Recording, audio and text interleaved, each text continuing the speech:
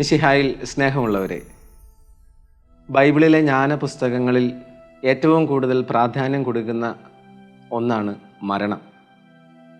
രാജാവും ദരിദ്രനും അവർക്കൊഴിച്ചുകൂടാനാവാത്ത ഒന്നുപോലെ കടന്നു പോകേണ്ട ഒരു യാഥാർത്ഥ്യമാണ് മരണമെന്ന് ബൈബിളിലെ ജ്ഞാന പുസ്തകങ്ങൾ ഓർമ്മപ്പെടുത്തുന്നുണ്ട്.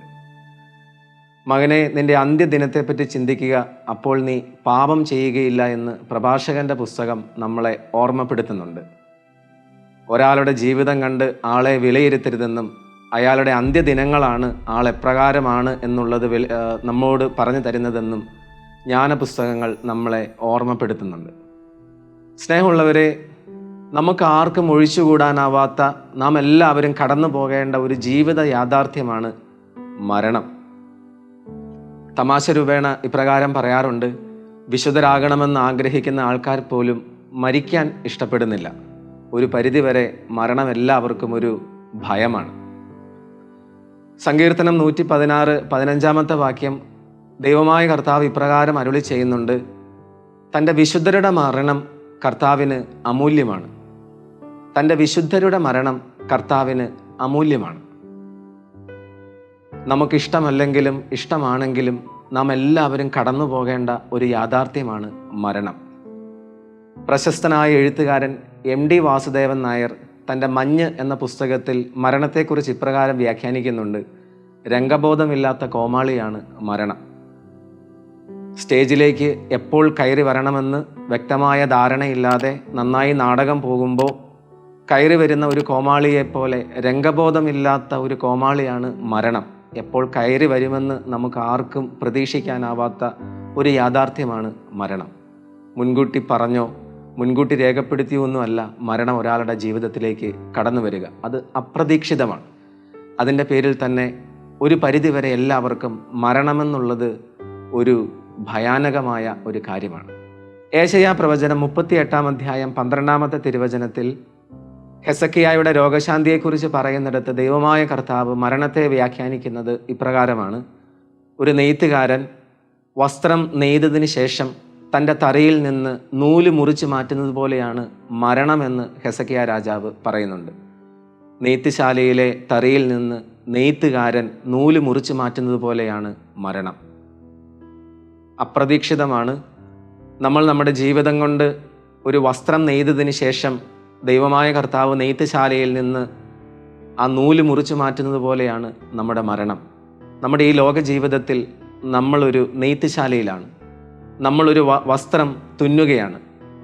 ആ വസ്ത്രം തുന്നിയതിന് ശേഷം നമ്മളെ ദൈവം ആ നെയ്ത്തുശാലയിൽ നിന്ന് മുറിച്ചു മാറ്റുകയാണ്. എന്ത് വസ്ത്രമാണ് നമ്മുടെ ഈ ജീവിതകാലം കൊണ്ട് നമ്മൾ തുന്നുക? മത്തായിയുടെ സുവിശേഷം 22 പുനരുദ്ധാനം ഇല്ല എന്ന് വിശ്വസിക്കുന്ന സദുക്കായർ ഈശോയുടെ പക്കൽ വന്ന് ചോദിക്കുന്നുണ്ട്: ഒരു സ്ത്രീയെ 7 പേര് വിവാഹം ചെയ്തു, അവസാനം പുനരുദ്ധാനത്തിൽ അവൾ ആരുടെ ഭാര്യയായിരിക്കുമെന്ന്.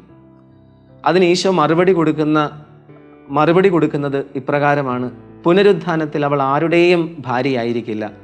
പുനരുദ്ധാനത്തിൽ വിവാഹം ചെയ്യുകയോ ചെയ്തു കൊടുക്കപ്പെടുകയോ ഉണ്ടായിരിക്കുകയില്ല. മറിച്ച് അവരെല്ലാവരും ദൈവദൂതന്മാരെ പോലെ ആയിരിക്കും.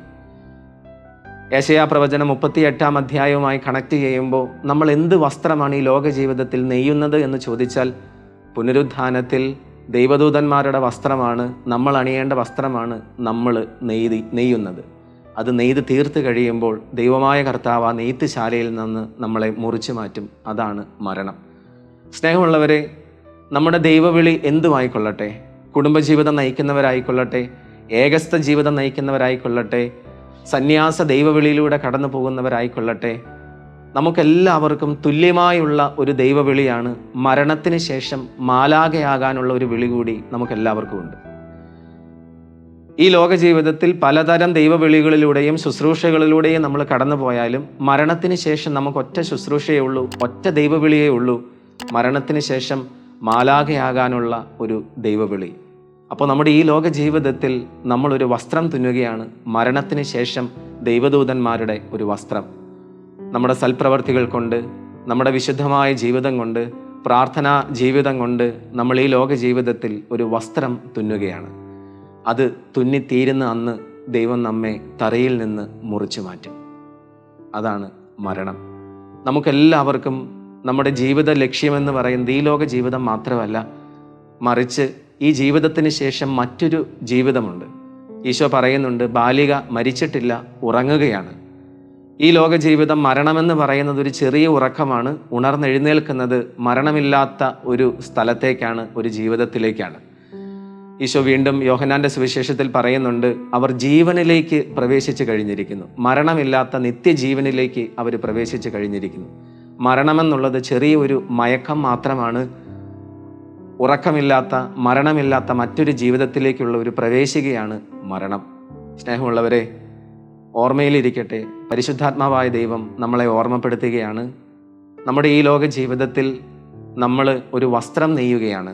നമ്മുടെ സൽപ്രവർത്തികൾ കൊണ്ട്, നമ്മുടെ വിശുദ്ധ ജീവിതം കൊണ്ട്, നമ്മുടെ പ്രാർത്ഥനാ ജീവിതം കൊണ്ട് സ്വർഗരാജ്യത്തിൽ പുനരുത്ഥാനത്തിൽ ധരിക്കേണ്ട ഒരു വസ്ത്രം. എന്തിൻ്റെ വസ്ത്രം? മരണത്തിന് ശേഷം മാലാഖയാകാനുള്ള ഒരു ദൈവവിളി കൂടി നമുക്കുണ്ട്. ആ മാലാഖയാകാനുള്ള ആ വസ്ത്രമാണ് ഈ ജീവിതത്തിൽ നമ്മൾ നെയ്യുന്നത്. അത് നെയ്ത് തീരുന്ന അന്ന് ദൈവം നമ്മെ തറിയിൽ നിന്ന് മുറിച്ചു മാറ്റും. അതാണ് മരണം. രാജാവിനും ദരിദ്രനും ഒഴിച്ചുകൂടാനാവാത്ത ഒന്ന് മരണം. സങ്കീർത്തനം 116:15 നമ്മളെ ഓർമ്മപ്പെടുത്തുന്നു, തൻ്റെ വിശുദ്ധരുടെ മരണം കർത്താവിന് അമൂല്യമാണ്. ആമേൻ.